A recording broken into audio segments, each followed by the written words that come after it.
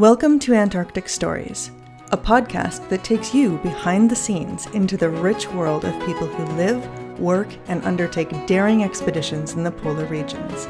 My name is Heather Thorkelson, and I'll be your host today.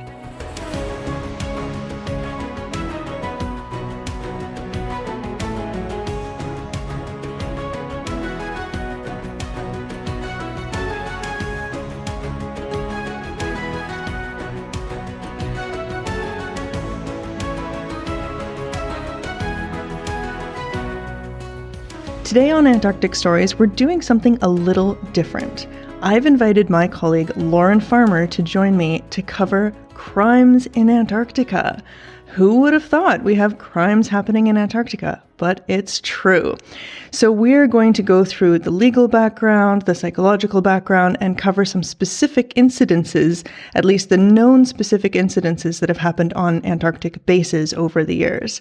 So let's dive in. What we know about crime in Antarctica is that alcoholism is a known problem and drives the majority of the transgressions. That's probably no surprise. In 2015, the U.S. National Science Foundation audited American stations in Antarctica and concluded that 75% of the penalties imposed on polar staff were related to alcohol consumption. Of course, crimes resulting from alcohol consumption aren't the only ones that take place. Unfortunately, other types of crimes that have occurred in Antarctica include illicit drug use, torturing and killing wildlife, that's terrible, racing motorbikes through environmentally sensitive areas, that's shocking, assault with a deadly weapon, attempted murder, and arson. Of course, some sexual harassment has also been reported. So we really have the whole kit and caboodle of crimes going on, even if the actual human presence in Antarctica is quite small. Now I'm going to throw it over to Lauren to give us a little bit of the legal background of crimes committed in Antarctica. Well, just like with so many things, it's unfortunately pretty complicated, and it also entirely depends on the situation. So just hang in with me while I try and explain this. So you've probably heard of the Antarctic Treaty. That was set forth in 1959. That regulates all of the international relations with respect to Antarctica. So in the Antarctic Treaty, which is currently signed by 54 nations, it declares that a person that's accused of a crime in Antarctica is subject to punishment by their own country. So their own nationality has jurisdiction and can lead the investigation and punishment and so forth. So that seems fairly straightforward on its own, except that you've probably also seen this map of Antarctica that looks like a bunch of slices of pie. So that map is the 7 nations that also lay a territorial claim to Antarctica. So that's Argentina, Chile, Britain, France, Australia, New Zealand, and Norway. So they all have territorial claims. And if you imagine those slices of pie, the pointy end is the geographic South Pole, and then those pie slices head back out to the coast of Antarctica. So those 7 nations also claim that when a crime is committed in those places, that they have jurisdiction over it. But what's, a little bit frustrating is that other nations don't agree with that. So all the nations outside of those 7 don't abide by those rules. So that's why in the Antarctic Treaty, it was important that they lay the distinction that actually, if a person commits a crime, it's their country of citizenship that leads that investigation and ultimately punishes them if they're convicted. So basically, and generally, if a crime is committed by a U.S. citizen at a U.S.-owned station, then it will be prosecuted in a U.S. court. So that's fairly simple and kind of easy to wrap your head around. But imagine if the person who commits the crime and the victim of the crime are citizens of different countries. So the citizenship country of the victim then will want to be involved because the victim is one of their own. So then it gets a little bit more complicated. And there are several bases where that happens, where scientists or support personnel from different nations do work side by side. So it's not an uncommon thing for that to be the case. And then additionally, if you think, what about the territorial claim by one of those 7 nations? So that's another country that might want to get involved. So that's what I mean, that it's pretty complicated. And it really depends on each crime, how it actually plays out. So you can imagine that there's a lot of legal observers out there who are pretty concerned that if something truly messy happens in Antarctica, it's going to be an absolute tragedy on how this is actually played out in a court of law. There's some people, including law professors, who have said, really, the 29 consulting nations of the Antarctic Treaty, so there's 29 nations who were basically allowed to vote on matters, that those 29 nations should come together and form like a unified criminal code that everyone abides by, which makes total sense to me, but that hasn't happened at this point. So they're just sort of hoping that nothing really huge and messy happens, but really it's probably just a matter of time. And one other thing to mention, though, is that most stations have taken it upon themselves to put law enforcement in positions of authority at the stations. So an example of that is McMurdo Station, which is one of the U.S. bases. Their station manager is also a special deputy U.S. Marshal, and they've received training on things like protecting the crime scene, collecting evidence, and they also have the power to arrest Americans for offenses that are committed against other Americans. So that's a really long way of saying it is super complicated, and it's a bit of a worry when it comes to actually like carrying out due process on behalf of the victim, and also the alleged criminal can get really, really messy. Wow, I didn't know that about the marshal being, like about the station manager also being a U.S. marshal. That's a really interesting fact. Yeah, it is. I mean, there's 3 U.S. bases, and they each have a station manager that has received this training. It's a 10-week program, and then every so often they go in for a refresher. And unfortunately, they've had to use that several times.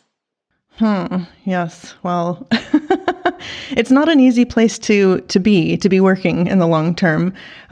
So perhaps we can kind of switch gears if that wraps up the legal background and look a little bit into the psychological background of why people end up committing crimes in these places. So we know that isolation and boredom can affect different people in different ways. And if you combine that with alcohol, as I referred to earlier, it can definitely drive some people to the edge. Peter Sudfeld, a psychologist at the University of British Columbia who studied the effect of Antarctic isolation on the mind, said, "You're far away from home, you're far away from the people that form your normal social network, you're isolated with a group of people you didn't choose." And he's so right. And, add to that the fact that you can't escape, especially if you're overwintering. You can imagine this kind of isolation is really only rivaled by what astronauts experience in space. And in fact, space agencies conduct studies in Antarctica to simulate their long-term missions. So you've got boredom, you've got claustrophobia, and then on top of that, you've got sort of like these messed up circadian rhythms because you're either living with constant daylight or constant night. Now, you can imagine how disruptive this is to your system and then the negative effects that it has on your body over time. It can really do a number on you. There was even a study done showing that people who have disrupted circadian cycles are more likely to exhibit aggressive behaviors, and we can link to that study in the show notes. So to give you an example of base staff driven to extremes and psychological extremes, according to the Associated Press, in the 1950s, a staffer at Australian's Mawson base had to be locked in a storage room for multiple months. And that's crazy, but the person had become so violent that he could only be approached by the base doctor. Now, it could be that he had some pre-existing psychological condition, but there's a fair number of different things that come into play psychologically that can really have a real detrimental effect on how people can cope with this extreme environment. So with that sort of legal and psychological background, shall we dive, Lauren, into actual cases of crimes committed on bases? Sure, let's get to the good bit. Cool. So it's most likely that the earliest crimes in Antarctica probably occurred during those early exploratory expeditions to the continent. I mean, you can only imagine some of these expeditions were 2 to 3 years, really, really harsh conditions. People didn't know when they were returning. So that's most likely the case. However, the first crime which was reported with any sort of detail was in 1959, and that was at the Russian Vostok Station. So if you're not familiar with Vostok Station, it is located at the southern pole of inaccessibility. So that's the point in Antarctica which is furthest from all of the coasts of Antarctica.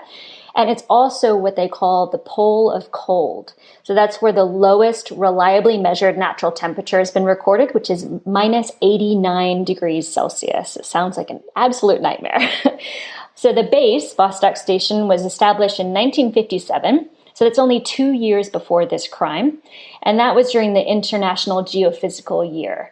It's still operating year-round, has about 25 staff in the summer, and then 13 in winter, so a very small skeleton crew in the winter. Okay, so what happened? 1959.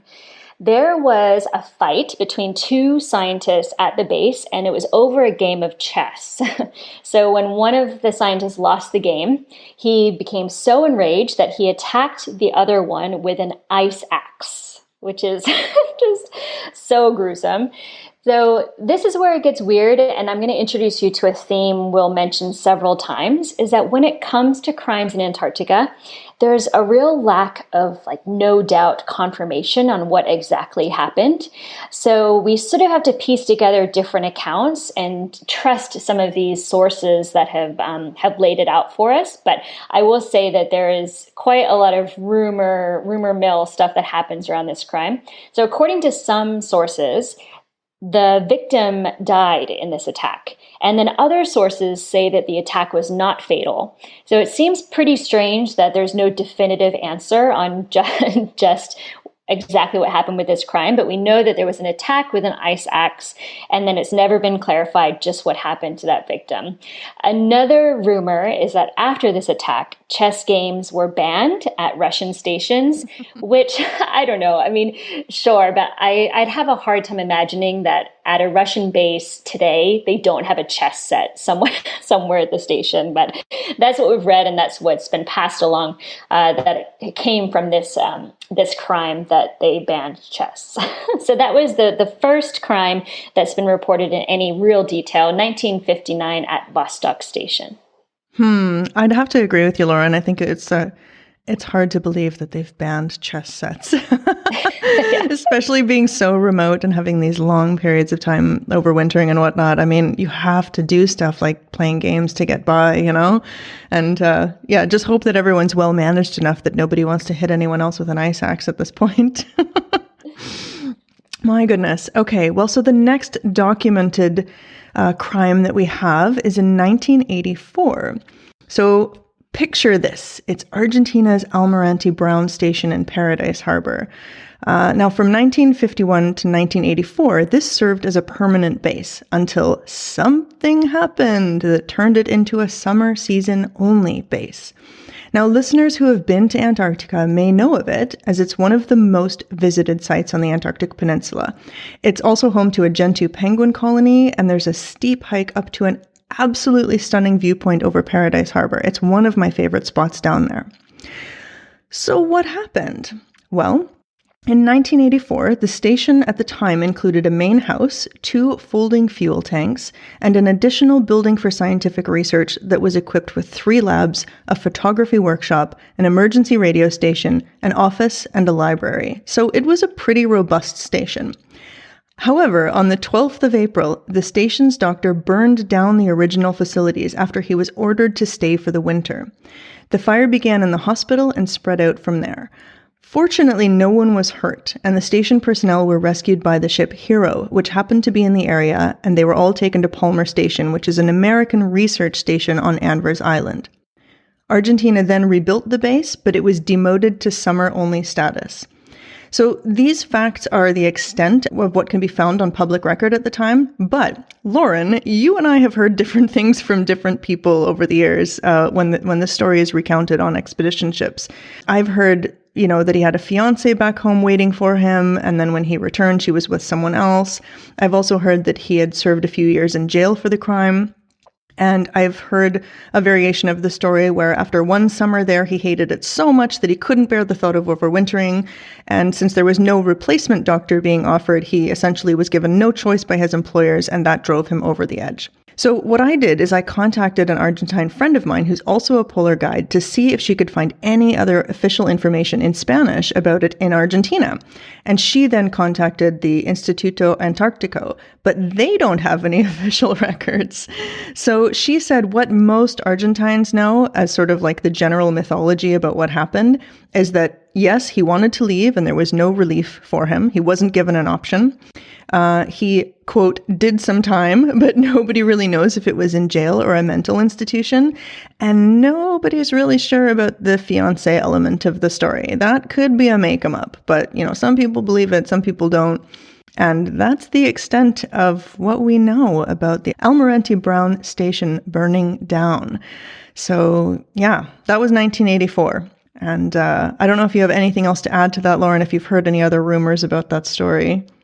I haven't. All the things that you mentioned are what I've been, regurgitating to people throughout the years. It's just amazing that there's just no definitive story. And I mean, I can understand that the Argentinian Antarctic program probably doesn't want to publish some official report, but there's also so many rumors about it that you'd think that maybe they just want to set the record straight. And actually at Almirante Brown, there's a little museum. And so that would kind of be the perfect place to sort of pay homage to that story. But no, there's so much confusion and wonder about it, but who knows? We'll see. Maybe one day.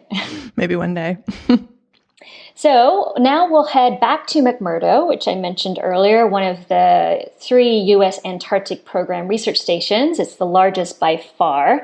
It's located on Ross Island in McMurdo Sound. Operates all year with a peak population of 1,300 scientists and support personnel. So that's 300 more people than the village where I live in Scotland live at this one base in the summer season. So this is 1996. 9th of October, so just heading into the summer months, a fight broke out in the kitchen. So 2 kitchen workers got in a fight. It's unknown what the fight was about. Very curious. One worker attacked the other one with the claw end of a hammer, which is also interesting because in a kitchen, there's, all sorts of weapons that you could go with. And so I'm not really sure how a hammer was so easily accessible in the kitchen. Another cook tried to then break up that fight, and that person was also injured. So there were 2 victims, and both required stitches, but nothing more. So I don't want to downplay the seriousness of attacking someone with a hammer, but the injuries were quite minimal. And then actually what I find most interesting about this crime is what happened next, what was involved in the next steps of this. So obviously the perpetrator needed to be kept apart from the rest of the station. So this suspect was held in Hut 10, and I've seen pictures of it online, and it looks really nice. Pretty comfortable accommodations. And then the McMurdo station chief, who you'll remember is also a special deputy marshal, they were in charge of watching after this person. I've read in a couple of places that they weren't so much a threat to other people at the station as they were a threat to themselves. So that might sort of enlighten a little bit about what the state of mind of that person when they committed that crime. So the station chief was looking after the perpetrator in Hut 10, and they were doing that until 3 FBI agents could arrive from the US to investigate and to make the official arrest. So this was relatively easy to happen because it was the summer months, so planes would have been coming into McMurdo fairly regularly. But it was the first time that actual federal agents from the mainland had come down to Antarctica to make this happen. So the suspect was then flown to Honolulu, Hawaii, where he faced charges on 4 counts of assault with a dangerous weapon. He did plead not guilty, which is a little bit strange. It happened, and I'm sure there were tons of witnesses. And he was eventually charged and served 4 years for his crime. So it's just interesting to imagine. It's like the crime happens, but then because you're in this really remote place, you have to deal with it. I mean, that person can't just be immediately assimilated back into the community. They have to be removed. And in this situation, it was pretty easy because it was the summer months. But, when it's winter, there's really no way to get out, or it's, a ton of resources would need to come in or be put in place to actually get you off the continent. So It's just really interesting how complicated things get, even for a crime that actually has pretty minimal injuries. Well, and it's funny that he also pleaded not guilty because, I mean, when you commit a crime in such a closed environment and there's people everywhere, it's kind of obvious who did it. Yeah, I mean, the only thing I can imagine is if he was saying it was self-defense, maybe he felt provoked or something like that. But of course, our running theme is that there isn't nearly enough information to answer all of our questions. Yeah. But McMurdo is a really interesting place. And before we move on from McMurdo, if anyone's interested in what life is like at such a large base, there's two really interesting documentaries about McMurdo. One is called A Year on Ice, and that's by New Zealand filmmaker Anthony Powell. And then there's also Werner Herzog's Encounters at the End of the Earth. Those are both pretty easy to find online, and they're just super fascinating. And so now that you've heard about this crime, and when you watch those, you can kind of see if you can imagine how someone would be provoked enough to just let loose like that. Just wild. Yeah. So now we are getting to... I don't want to call it my favorite crime because I don't feel like you should really have any sort of favorite crime. But this next one is Antarctica's very own murder mystery. So, Heather, have you heard of Rodney Parks before? No, I haven't. No. Okay. So this is the case of Rodney Marks, and I'm sure that one day there will be a movie about this. I'm amazed that there hasn't already been, but it's a name that you'll get familiar with now. So this is 2000, a few years after the last crime at McMurdo, and now we are at another U.S. base called the Amundsen-Scott South Pole Station. So that's at South Pole, geographic South Pole. And just to sort of get your bearings, that's at 90 degrees south, and it's 2,800 meters above sea level. Similar to McMurdo, it's manned all year round, but a much smaller personnel. So Rodney Marks was an Australian astrophysicist. So the first thing to remember is that he's an Australian working at a U.S. research station. So that's going to be our first issue. Rodney had previously wintered over at South Pole Station a couple of years prior.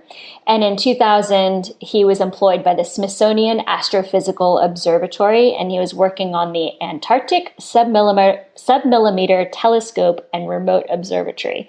So a pretty smart guy. He was engaged at the time, and his fiancée was also overwintering with him, and she was employed as a maintenance specialist. So she had been employed, as they say, in order to be with him, but I'm sure she was more than qualified to be there as well. And in interviews with people who worked with him, his friends and fellow scientists, he was known for his intelligence, for being really outgoing, and also for being quite bohemian in the way that he approached life, which is interesting. Okay, so I've set the scene. It's 2000, heading into winter, actually. It's the 11th of May, and Rodney Marks, he woke up one morning and he was vomiting blood. So that is not good. So he visited the base doctor 3 times throughout that day. And each time he went to the doctor, he was becoming, more anxious, disoriented, short of breath. It was definitely getting worse throughout the day. And within 36 hours, he had unfortunately died of cardiac arrest. So that's terrible. 36 hours. Yeah, it was really dramatic. It happened really, really quickly out of nowhere. He was a healthy person.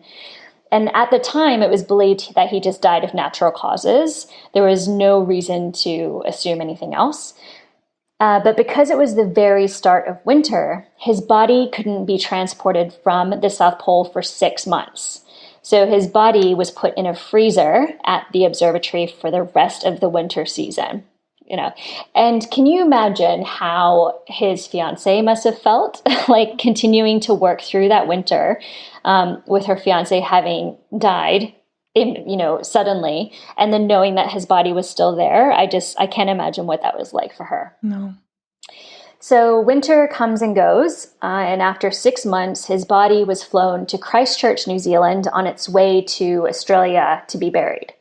So at this time, no one was expecting anything surprising to come out of the autopsy, and the National Science Foundation, who basically hires the scientists that work at the stations and manages all the scientific efforts, they had already issued a statement announcing that he had died of natural causes even before the autopsy, which is a little bit strange. So at this point, it was fairly standard procedure that the autopsy would occur at, the body's first port of call, which was New Zealand. That's where the planes come in and out of. So the autopsy happens, the results came back, and Rodney had been poisoned by methanol. And that's a chemical that would have been used often at the base to clean scientific equipment. So, of course, panic arose. The media got hold of the story and started calling it the South Pole's first murder.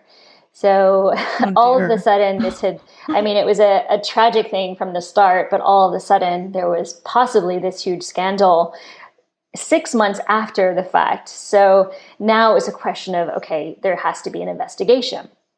All right, so just to recap before we talk about the investigation. So Rodney was an Australian working at an American base, and the autopsy was done in New Zealand, and that autopsy had revealed that he died of being poisoned. Okay. Yep. So I'm with you. That? Yeah. Okay. So since the autopsy had occurred in New Zealand, the US and Australia both agreed that New Zealand could lead the charge and do a coroner's inquest. So New Zealand was given permission to basically start the investigation, and that's how it went about. Okay, so the investigation starts. There's a bunch of theories that they come up with. 2 theories didn't have anything to do with the methanol poisoning. The first one was drugs. So Rodney had needle marks on his arms, but when the autopsy happened, his body was free of any illegal drugs. So that was ruled out. The second theory that didn't have to do with methanol was alcohol. So Rodney had Tourette's and was known to binge drink to mask the symptoms of his Tourette's. So when the initial cause of death had been natural causes, it had actually been noted that the natural causes might have stemmed from his long-term alcohol abuse. But then again, the autopsy revealed that that wasn't the case. So those were 2 theories which sort of brought out a different side of Rodney, but then they actually didn't have anything to do with his death as far as we know. So the next theory on what might have happened to Rodney was just that it was an accident. So one investigator brought up that he could have accidentally ingested the methanol, perhaps during the process of distilling his own liquor. But this theory was ultimately shot down because the base had a really well-stocked bar that was almost constantly open. And also he was such an experienced scientist. So the likelihood that he or anyone around him would have risked drinking homemade spirits was really low. And also, he was described as being a brilliant, witty, and steady sort of bloke who drank to excess on occasion. So clearly he did have, an alcohol abuse problem, but it seems unlikely that that had driven, a terrible accident like that. So another thing was that possibly it was suicide, but perhaps he had ingested it on purpose. But then going back to remarks by his fellow scientists and also the base doctor, they all agreed that the panic that he had in those 36 hours could not have been faked. Okay. So they ruled that, the base doctor especially ruled that out immediately. So unfortunately, as soon as the investigation was underway, it became clear that there was really not going to be any obvious resolution to this. So that's when the jurisdiction issues arose. So you'll remember that New Zealand had gotten permission to start investigating, but once, things weren't progressing, the U.S. decided to take over the investigation.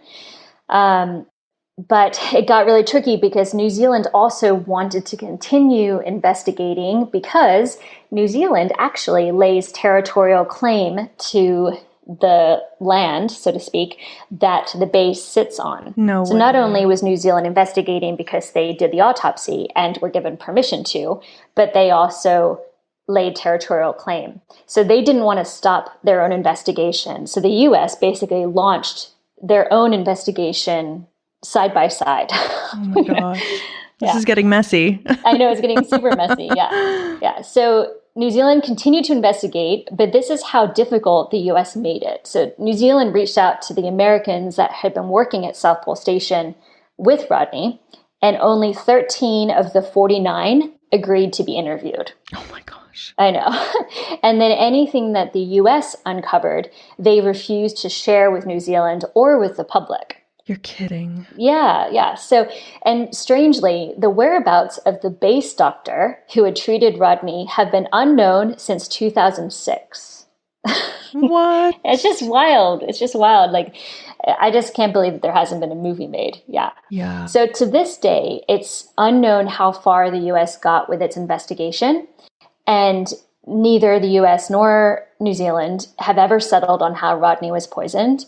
And the saddest part is that his family has long since given up on ever really learning what happened to him. And they've said that further investigation at this point would be a fruitless exercise. So I wish that I had some amazing resolution to this, but it actually is a real mystery. It's probably the biggest mystery that's ever happened on the continent. And now you know the name Rodney Marks. Yeah. Wow. What a story. That's crazy. And his poor family and his poor fiance. Oh. Yeah, it's incredibly sad. And I think it's a pretty great example of how these, jurisdiction issues make it near impossible to really get to the bottom of something. Yeah, absolutely. Oh, well, that was an interesting one. And that was, you said, in 2000, right? So not even that 2000. long ago. Yeah. Wow. Well, there's been one much more recently, hasn't there? There has been, yes. Actually, I remember when this happened because we were just gearing up to start the Antarctic expedition season, and it came over the news, and we were like, oh. So this was in 2018, and it was at Russia's Bellingshausen Station on King George Island in the South Shetland Islands. So this station was established way back in 1968 by the then Soviet Union, and still now it remains operational all year round. So people overwinter there. It's quite a robust station. Now, again, folks who have been to Antarctica already that are listening to this episode, they might be aware that there are several countries that have bases on King George Island, including Chile, China, Uruguay. There's a bunch of them there. And it's also where flights from South America will land who carry Antarctic tourists to do the fly-in trips. And it's also where you can run the Antarctic Marathon. So King George Island is really what you would consider a rather busy part of the Antarctic Peninsula region. So what happened in 2018 at Bellingshausen Station? Well, on the 9th of October, a stabbing occurred. The perpetrator was a 54-year-old electrical engineer named Sergei Savitsky. He stabbed Oleg Beloguzov. I hope I'm pronouncing that correctly. Apologies to any of our Russian listeners. He stabbed Oleg Beloguzov, a 52-year-old welder, in the chest multiple times. So, according to some sources, again, as usual, we have conflicting reports. According to some sources, Beloguzov was giving away the endings of books that Savitsky had checked out of the station's library, and Savitsky snapped. Other sources say that the attack occurred in the dining room when Beloguzov was teasing Savitsky, saying that he should dance on the table to make money. So we don't really know what happened. Maybe it was both. Who knows? But whichever is true, both accounts claim that Savitsky was believed to be intoxicated at the time of attack. So there we go, a little bit of alcohol influence in this particular crime. Now, this wasn't the first time that these two had worked together. They'd previously been stationed at Bellingshausen from 2014 to 2015, so they'd known each other for some time. But during the 2018 season, they had worked together at the station for about 6 months straight, overwintering, and apparently Savitsky just started having an emotional breakdown. The good news is that Belousov was able to be evacuated to a military hospital in Chile after the attack, and he received treatment, while Savitsky surrendered to the station manager and was detained at the Orthodox Church on the base. 11 days later, he was on a flight back to St. Petersburg, which he did voluntarily and unaccompanied by authorities, and when he arrived back, he was placed on house arrest. Now, the odd thing about this is that when he was interviewed upon arrival at the St. Petersburg airport, he stated that he had no problem with Belousov, the guy that he stabbed. Nevertheless, he did plead guilty to attempted murder and was meant to be tried in St. Petersburg on February 8th, 2019, which is quite recent, actually. But here's an interesting twist. The case was dismissed by the court on request of Belousov, who had reconciled with his attacker. So there you go. He got stabbed in the chest multiple times, and in the end, they just reconciled and were back to normal again. So kind of a crazy story, but I mean, I think all of these are pretty crazy stories when it comes down to it. And yeah, I like this one in particular just because it was so recent that I remember when it happened, and I remember everyone's reaction, and I remember I was working with a colleague who had worked at the another base on King George Island prior. I can't remember which one. And so it just felt kind of close to home, and a bit shocking. And the story at the time when it happened was the version that said that Belousov was ruining the ends of all the books that Savitsky had checked out of the library. So it's interesting to learn a little bit more about this one. I can't believe that he flew home unaccompanied. Yeah. Like, can you imagine having sat next to him on the plane yeah. and then reading an article the next week about it? It's just, for 2018, there's a few things that happened there that I think were a little bit off. I agree. So I think that only leaves us with talking about what happens when crimes are committed on ships in Antarctic waters, because those are all of the documented cases of crimes happening on the continent. Is that correct, Lauren? Yeah, it is. I mean, I think there's probably in between those big ones, other little ones that happen, more like disciplinary things. Mm-hmm. But we've covered the main ones, which I know some of those are really dramatic and tragedies. But if you think about how many decades have gone by with people living and working together in really difficult, harsh environments, it's actually a bit surprising that there hasn't been more. Yeah. Do you agree? Yeah, I totally agree. And I think you're right. I think there's a lot of stuff that probably happens on bases that we just never hear about. I mean, the list that I read at the beginning about people riding motorbikes across, like endangered areas and things like that. I'm sure there's in the past, I think probably everybody these days are on pretty good behavior, but it has been a really long history, and there hasn't always been, sort of international expectations or regulations about how to treat the environment as well, right? So, if we look beyond just interpersonal conflict, there's probably been things that have happened to the environment that we haven't heard about. Yeah, absolutely. And it's also, interesting to note with the station personnel, especially if you're applying to do an overwinter, there's extensive psychological testing that you need to go through. Yeah.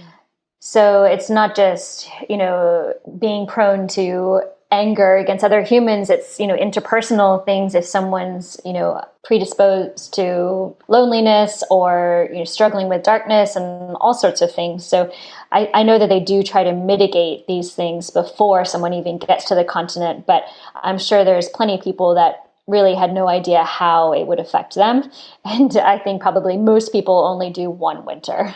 Yeah, that's very true. And also, we know that they do that now, probably based on things that have happened in the past, but maybe in 1980 or something, they didn't do it as extensively. They didn't screen people as extensively as they do currently. And then also there's going to be differences between countries, right? I mean, maybe like the way that Russia screens their scientists is different from the way the US does versus the way that Australia does versus the way that the Ukraine does versus the way China does. I mean, there's probably different approaches there as well. So there's a lack of consistency, I would assume, across the different nationalities and how they approach sending people down to overwinter. So I think what the U.S. does, and I'm sure there are other countries that do this, but having that U.S. Marshal trained individual on hand is probably a smart move, because if nothing else, if they can preserve a crime scene properly, then at least we can try to get answers if anything happens in future.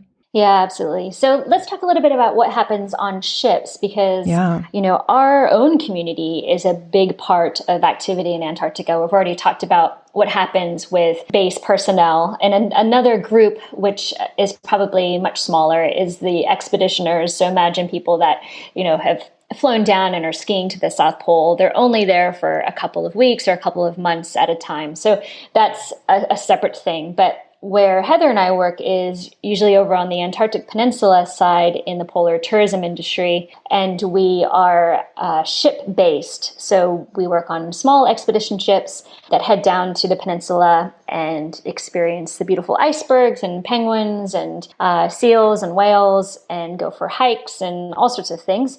And we do that with small groups of people. So a ship might have, 100 or so passengers, 50 or so crew, 20 or so on the expedition team, and we're all coexisting from all around the world, different countries, and we come together for this 2-week experience. And of course, crimes happen. So I wish that I could say that it's, a little bit less complicated on ships, but it's actually a little bit more. And there's a lot of gray area. And similarly to what we talked about when we were covering the legal background, there is concern that there's not enough clarity in place for when something huge happens. So it's a little bit daunting when you really think about it. Mm-hmm. So let's take Antarctica out of it for a second and just think about ships. If it's easy to imagine, just think of a big cruise ship in port. Let's say that cruise ship's in port in France. Okay, so there is legislature which says that if a crime takes place on board a ship, the flag state of the vessel can prosecute the crime. So the flag state is just the country where that vessel is registered. Okay, yeah. But then there's also legislature which says that the crime can be prosecuted by the country of nationality of the criminal. So that's the same as what we've been talking about all along.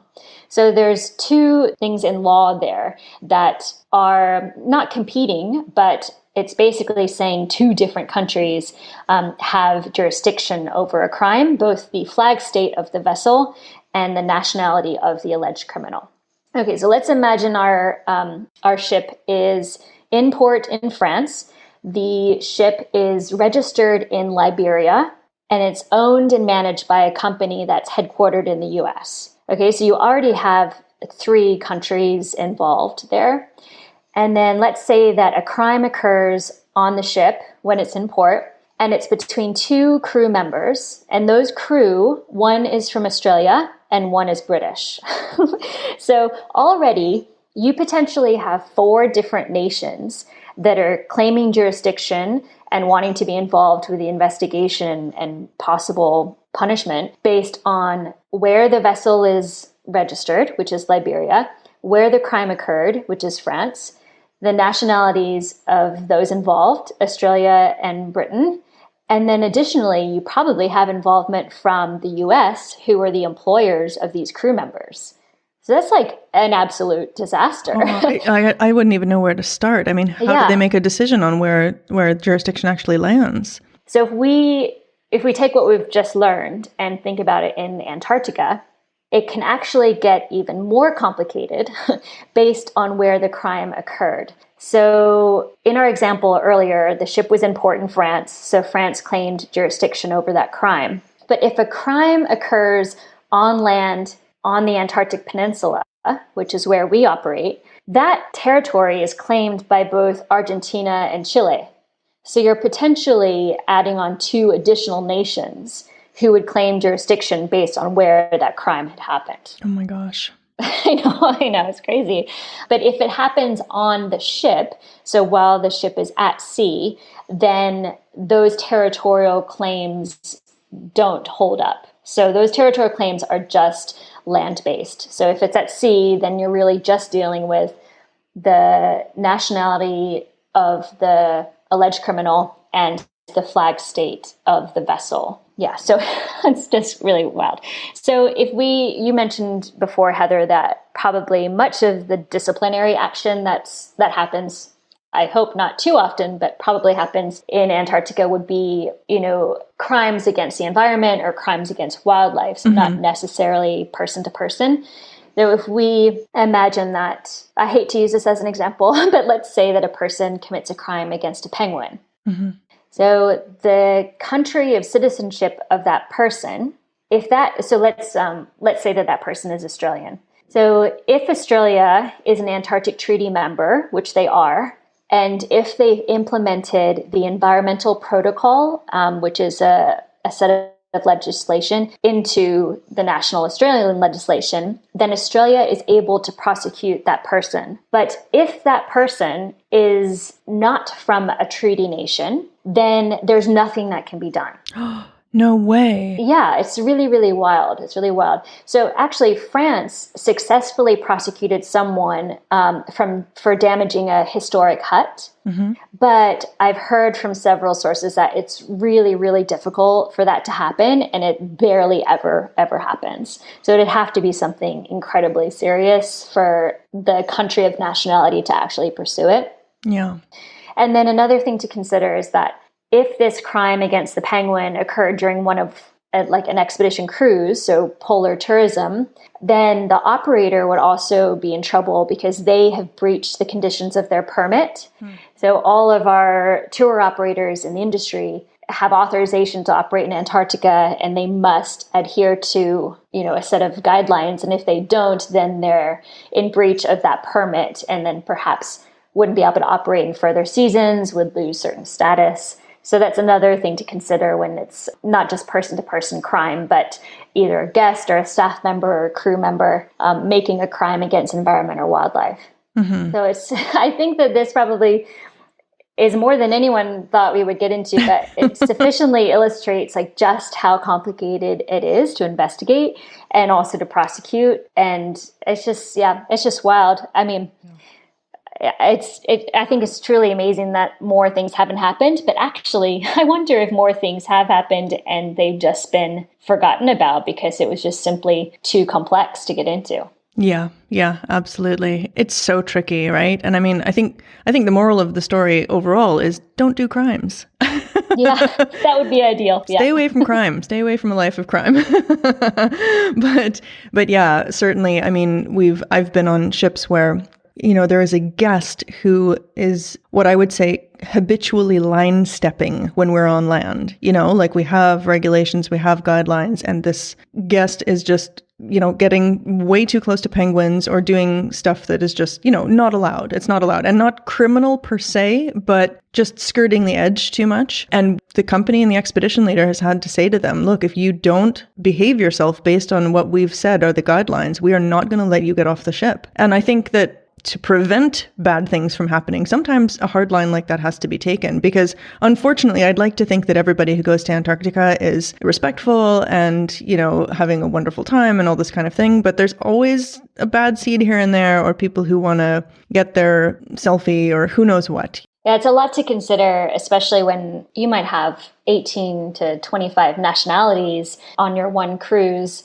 And all of these people have come from different backgrounds, with different personalities and different expectations and understandings of what's right and wrong. Yeah. And through the Drake Passage on your way south, you have 2 days to get everyone on the same page and to have everyone invested in the guidelines and understanding that they're not just rules for the sake of rules, that they actually are laid out for the benefit of the wildlife and environment, of course, but also for your own safety and the experience of everyone. Mm-hmm. So it's a lot to try and get people to buy into so that when you actually get down there, that you behave in the proper way. So yeah, it can be quite overwhelming to think about it. Yeah, absolutely. Well, I think we've given people a lot to think about today. Going through the coverage of all the different more serious crimes that we know about on bases, and then having a little sort of overview of how to deal with crimes on ships. I don't know of any serious crimes on ships, thank heavens. I hope that I never hear about one. We've sailed with some amazing people down to the Antarctic Peninsula over the years, and I hope to continue to do so and not hear of anything bad, because I like to believe in the goodness of humans and just the excitement of going to such a special place. Hopefully that nobody gets into any arguments or fights or messes with the wildlife. But thank you so much, Lauren, for being on the podcast with me today, for doing the research that you did. I thought this was a really fun episode because we're mostly usually talking about completely different content. And so to even touch on the idea of crimes in this pristine environment, I mean, as I said in the beginning, I think a lot of people don't even realize that this could be a thing, but certainly it is. And our 2018 stabbing is probably not the last one that we'll hear of, but hopefully it won't be anything too serious in the future. Yeah, thanks so much for having me. It was really fun. I appreciate it. We hope you enjoyed today's episode of Antarctic Stories. Make sure you hit the subscribe button so you don't miss any future episodes. And if you have an extra minute, leaving a rating or review for the podcast will really help us in reaching a wider audience. Antarctic Stories is a production of Twin Tracks Expeditions, a family-run agency of polar guides who have spent the last decade working on polar expedition ships. We bring you unparalleled insider expertise in small ship voyages to the Arctic and Antarctica, and we love sharing our insider knowledge to help you find the perfect ship for your next polar expedition. Find us on Facebook, Instagram, or at twintracksexpeditions.com.